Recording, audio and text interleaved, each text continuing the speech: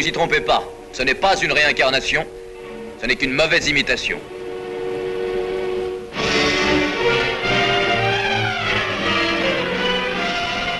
Gamal Abdel Nasser, dictateur des Égyptiens, menace, vocifère, déchire les traités, se moque du droit international. Il défie le monde libre. Il avait solennellement garanti la libre circulation pour tous les pays sur le canal de Suez. Mais il cachait ses intentions véritables, interdire le canal aux Occidentaux. Sans aucun motif militaire, lors de l'intervention franco-britannique, il donnait l'ordre de l'obstruer en y coulant navires et dragues, sabotant ce qui était l'œuvre et la propriété des nations civilisées. Autre violation des règles internationales, les raids fédayines en Israël. Malgré les conventions de l'armistice imposées par l'ONU, Nasser organise et lance, à partir du Sinaï, des commandos d'assassins qui exécutent des sabotages, pillent et tuent aveuglément. Il félicite officiellement les auteurs de ces crimes, ainsi que l'atteste ce document.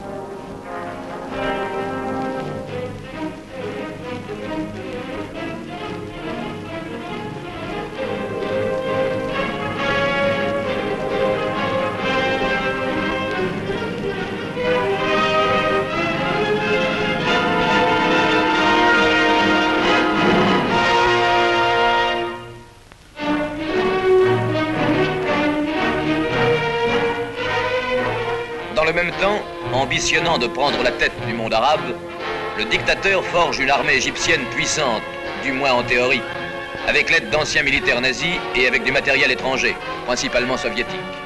Fascisme et communisme se retrouvent encore, comme en 1939.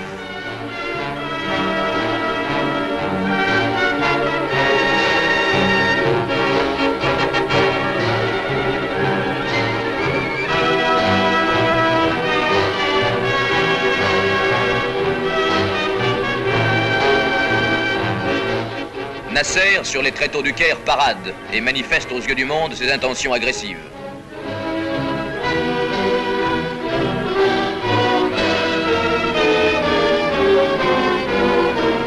Il intervient contre la France en Algérie. Il envoie des armes aux rebelles. Le navire pirate Athos transportait 70 tonnes de matériel représentant plus de 2 milliards de francs. Matériel chargé à Alexandrie par des militaires égyptiens.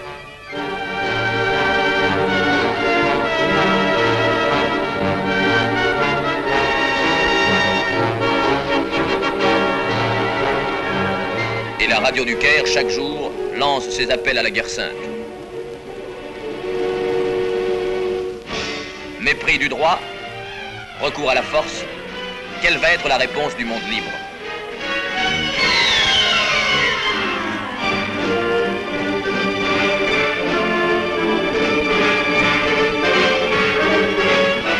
Les Nations Unies discutent, elles sont indécises. Israël, petite nation de 1 700 000 habitants, créée par l'ONU, et pendant ce temps soumise chaque jour aux raids des Fédayines. À la veille d'être attaqué en force, Israël lance ses troupes dans la péninsule du Sinaï, base des commandos ennemis. Israël défend son droit à la vie.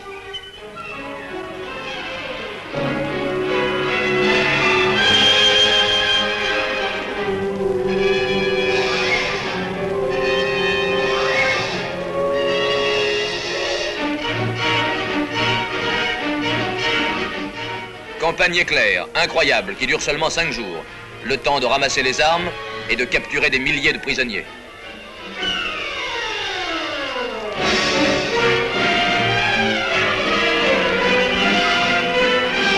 Fait unique dans les annales de la marine de guerre, le destroyer égyptien l'Ibrahim est capturé après quelques heures de combat. Le commandant X raconte cette étrange bataille navale qui s'est déroulée dans la nuit du 30 au 31 octobre au large de Haïfa.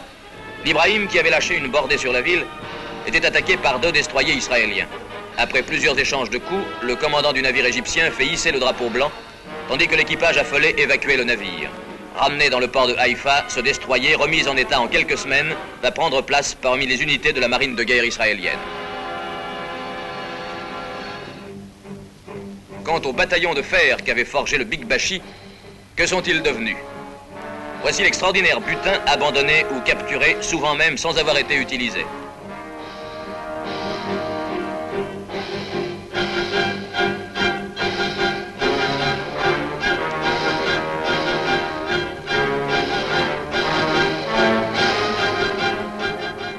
Une cinquantaine de chars russes T-34.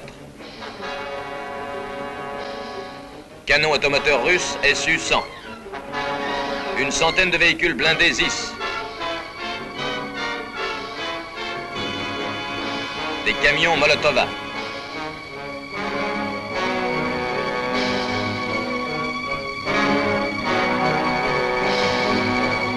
Plus de 2000 véhicules de toutes marques, des centaines de canons et des dizaines de milliers de tonnes de munitions.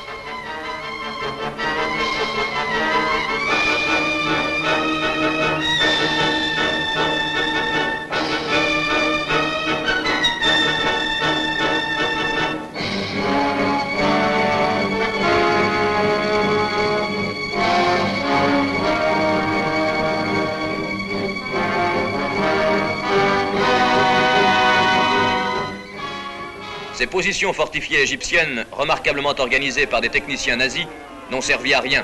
Collines d'Ali Montar, splendide position surplombant le territoire israélien, tombée en quelques heures.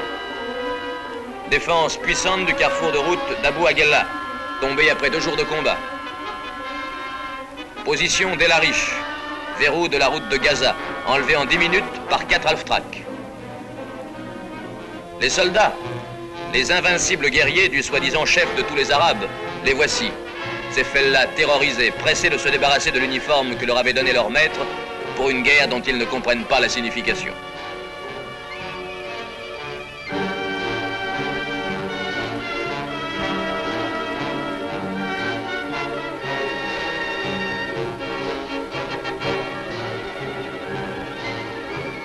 6000 soldats égyptiens sont passés dans des camps où les Israéliens les traitent avec humanité selon les règles strictes des conventions internationales, tandis que le gouvernement égyptien lui-même s'efforce de les oublier.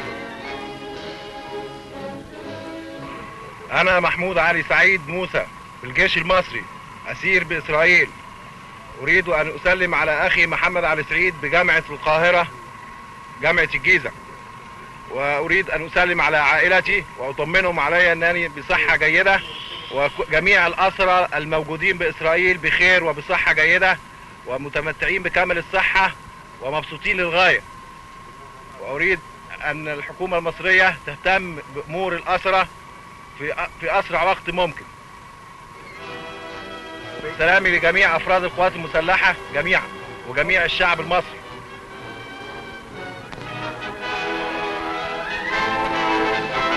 Le général El Digui, ex-gouverneur militaire égyptien de Gaza, le général El Agroudi, ex-commandant de la 8e division égyptienne, sont aussi prisonniers de guerre avec 18 colonels et lieutenants-colonels. Ils jouent au volleyball et posent complaisamment devant l'objectif, semblant déjà avoir oublié leur écrasante défaite militaire.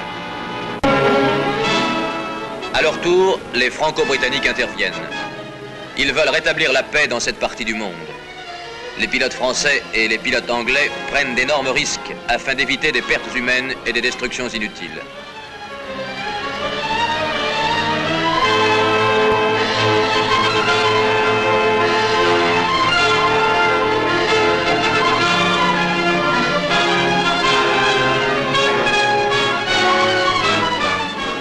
Longtemps avant chaque raid, la population est prévenue par radio et par tract.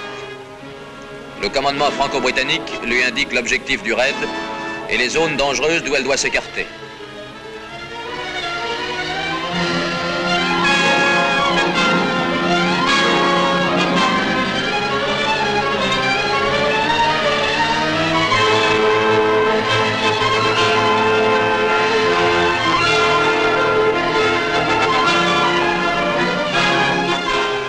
Les parachutistes français et anglais sont largués sur la zone du canal.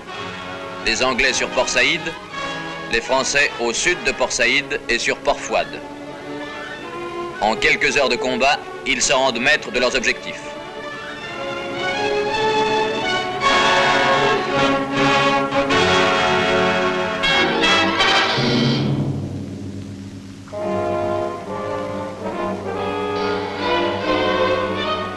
À 3000 km de leur base, les flottes françaises et britanniques débarquent à Port Fouad et Port Saïd sans rencontrer de réaction. Les plages étaient minées, mais les hommes chargés de télécommander l'explosion avaient fui avant même que le premier navire soit apparu à l'horizon.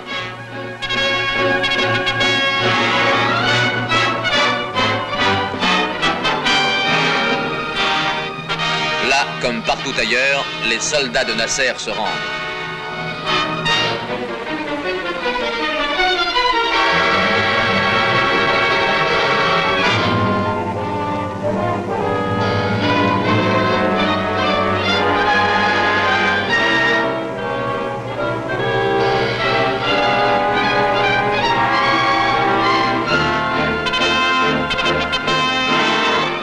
Port Saïd, nouveau Stalingrad.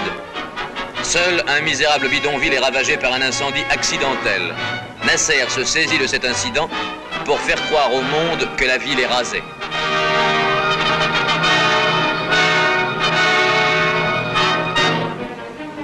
Voici Port Saïd au lendemain du cessez-le-feu. La ville est pratiquement intacte.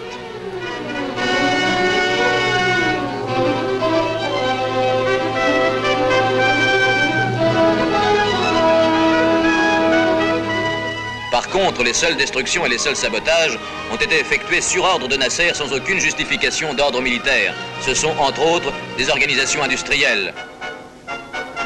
Et naturellement, preuve de ses réelles intentions, le canal de Suez, obstrué sur presque toute sa longueur par des sabordages préparés de longue date et qui en interdisent l'usage pour des mois. Non seulement les Franco-Britanniques n'ont rien détruit, mais ce sont eux-mêmes qui restaurent les destructions causées par la rage du dictateur. Ce sont eux encore qui ravitaillent la population et maintiennent l'ordre avec, il faut le souligner, l'aide spontanée et assez efficace de la police égyptienne.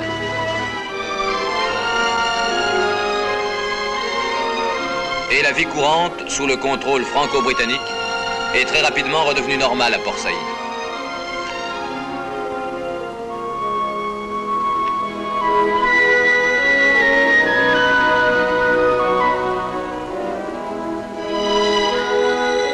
Quant à Nasser lui-même, on le voit moins. Sa radio, un instant muselée, reprend ses mensonges et annonce des énormités. Le Jean Bart a été coulé et 6000 hommes ont péri. Voici le Jean Bart à Toulon. Les officiers égyptiens prisonniers ont été invités à visiter le navire qu'ils avaient coulé.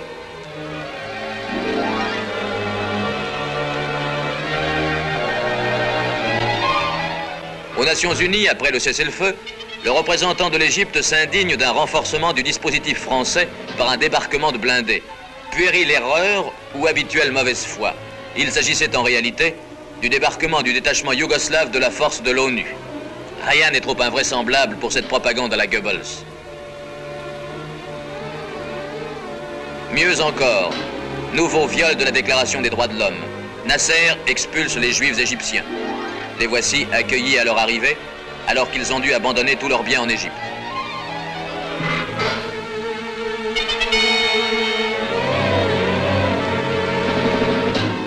Des Français, des Anglais qui avaient travaillé pour la mise en valeur de ce pays ont été également jetés dehors.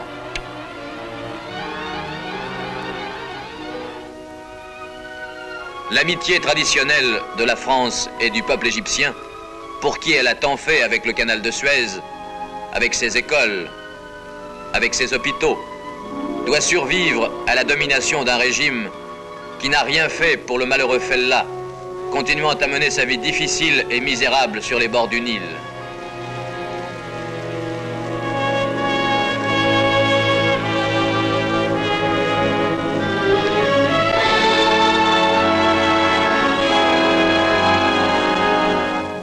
Qui n'a rien fait non plus pour les réfugiés arabes de Palestine, qui depuis 8 ans, dans des camps de la région de Gaza et d'ailleurs, vivent de la charité internationale.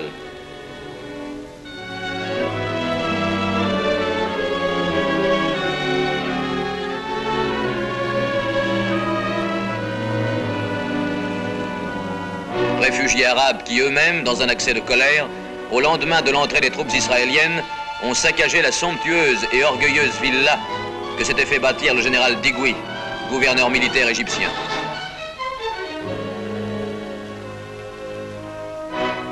Quant aux musulmans d'Afrique du Nord, que pensent-ils de cette débandade? Marocains, Tunisiens, Algériens, héroïques soldats de l'armée française, de Cassino, des Vosges ou de Rhin et Danube, pourront-ils accepter la domination de celui qui se désigne comme le leader de tous les pays musulmans?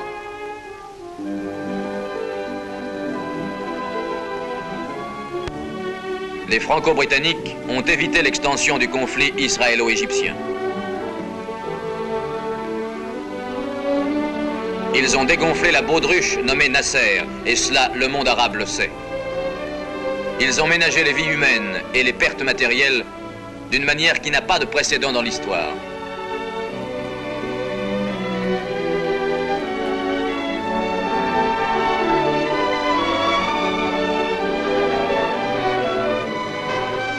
Ils ont déjoué les vrais desseins de Nasser, faire du canal un instrument politique à son profit.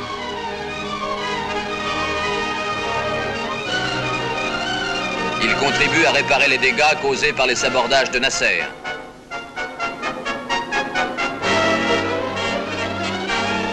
Ils ont ouvert la voie à l'ONU, comme le prévoyaient avant le début des opérations les gouvernements de Paris et de Londres. Ils se sont volontairement relevés de leur mission. C'est à l'ONU maintenant qu'il appartient de faire déblayer le canal et d'y assurer la libre circulation pour tous.